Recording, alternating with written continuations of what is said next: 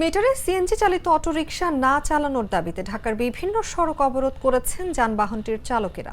এতে ভোগান্তিতে পড়েছেন কর্মজীবী মানুষেরা। অনেককে পায়ে হেঁটে অফিসে যেতে দেখা গেছে।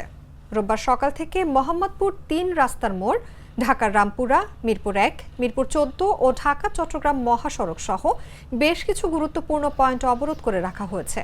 সড়ক অবরোধের কারণে এসব এলাকায় যান চলাচল বন্ধ হয়ে গেছে। প্রাথমিকভাবে সেখানে আইনশৃঙ্খলা রক্ষাকারী বাহিনীর সদস্যরা দায়িত্ব পালন করলেও জটলা কাটেনি। অবরোধের কারণে তীব্র যানজটের সৃষ্টি হয়েছে।